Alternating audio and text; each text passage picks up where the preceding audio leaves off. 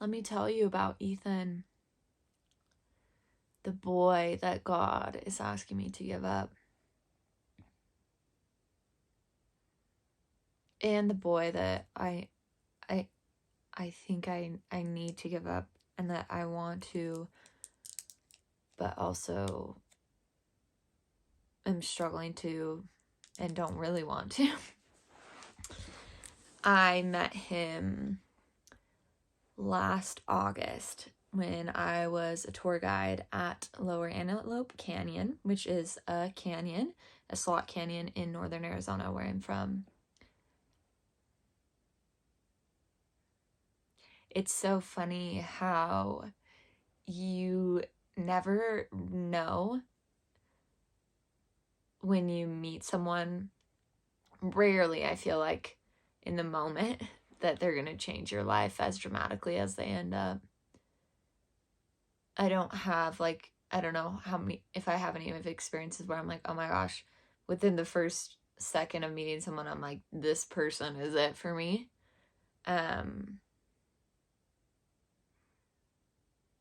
I mean, I feel really good about them, but it's not like I don't have like the sense that maybe other people have, like, this is it, you know? But here I am. It's November of 2024. I met him in August 2023, and I am still talking about him, so that probably gives you an idea of how much he has meant to me and what he's become since we met.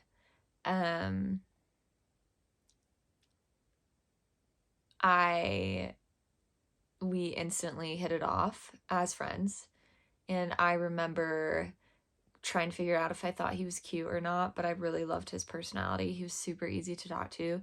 He came on my tour group with his mom. I really liked his mom a lot. And I had a group of about 15 people. Oh, I just spit. That's nice.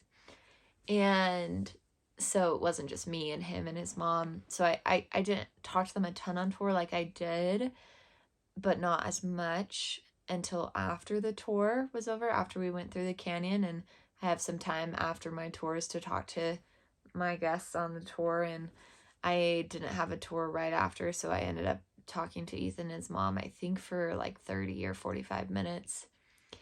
And I remember being like, do I think he's cute? Do I think he's cute? And, you know, just so kind. I was telling them about humans at BYU and teaching seminary and all of the things that I've built and done and moving to Italy and trying to figure out what I was doing next, and them being so impressed and so kind, and them inviting me to Austin where they were living, and me having to go and then almost not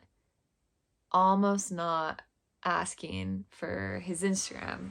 And I just sometimes I do that with my customers if they want to stay in touch. Sometimes they'll ask me, and I kind of was like, oh, like, if you need any more suggestions of things to do while you're in town, here's my Instagram, type of thing. And that was that. And then I don't think we talked for like a couple of weeks, and then something happened. I was out of town, and then I reached out to him and just said, you know, I'm so grateful that we got to meet. You and your mom were awesome. It was a highlight of one of my tours. And then we just kept the conversation going, and instantly, one of the very first things that he told me was something along the lines of, I only make software because I gotta make money, but I truly believe it's all about love in the end. And just instant compatibility in terms of values. And I've always believed that it's the love of God that solves the world's problems, and I've always preached that and lived that, and I've always been super deep and not surface level. And he was asking me such genuine and deep questions right away, asking me about who I saw myself becoming and why I did things and who I was and what I was thinking about. And it was immediate, like the chemistry in the value system. And I was living at home during the time I'd been let go from my job that I thought I was going to be at for a while. And so I moved back home and became a tour guide to figure things out. And he was living at home as well with his parents. He had just graduated from college in Colorado. And we just slowly started talking more and more until we were FaceTiming a couple of times and then FaceTiming a couple times a week. And just February of this year kind of was just like, oh, we definitely have feelings for each other and we're not talking to anybody else. It's not like we're wanting to see anybody else. This is kind of like exclusive. Like we feel like we're together. And, you know, from October to February, I felt like he had become my best friend and like my greatest support system at the time, which I was really grateful for because he and I were going through the same thing, living at home with your parents after graduating and all this stuff that is hard to navigate, and figuring out next steps and having dreams and not really sure how to go about them. And just a really important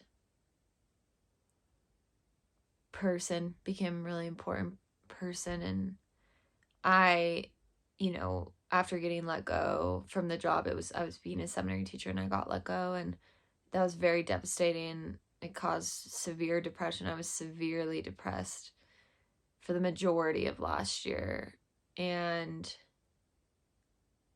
didn't know what I was doing, didn't know if I was going to get out of it.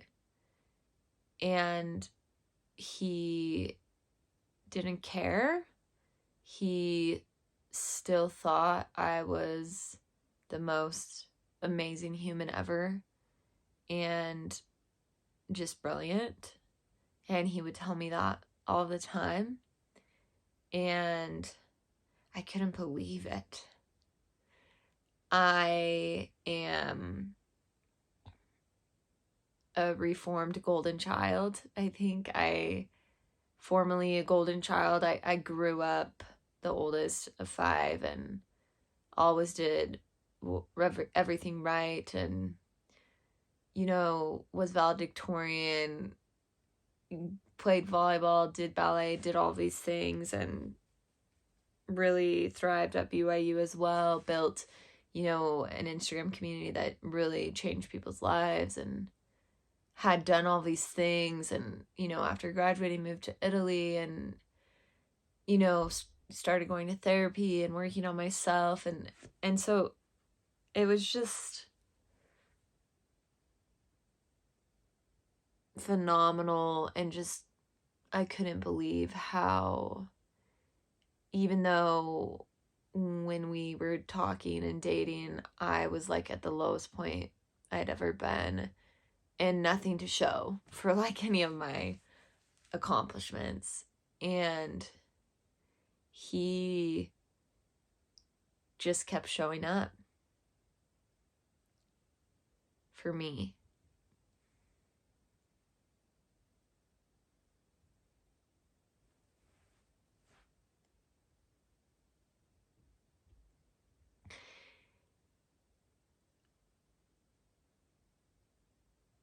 And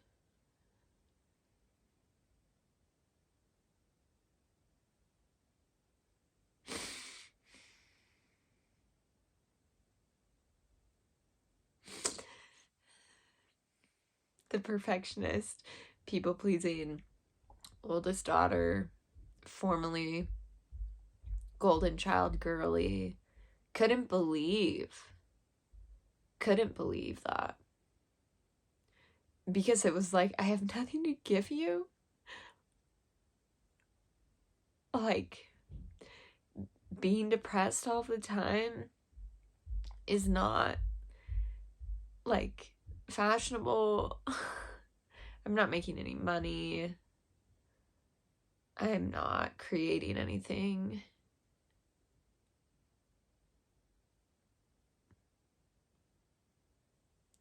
And you're still here.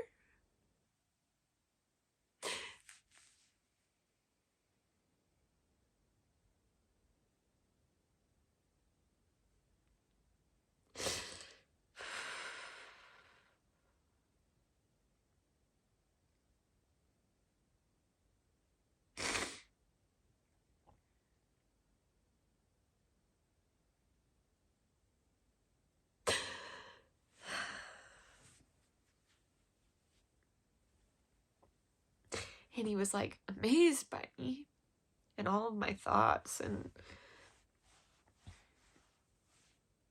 just like who I was. He admired my faith and my commitment to that, and the discipline that I had, and my enthusiasm, and my love, and my intelligence, and my brilliance, and my goodness, and my intuitiveness, and my authenticity, and my honesty. All of these things that I have desperately worked so hard to develop my whole life, that he was noticing, that we're finally being noticed by someone who was just in awe. And wasn't expecting me to be what I wasn't, or to give me something, to give him something in return. Just wanted me to be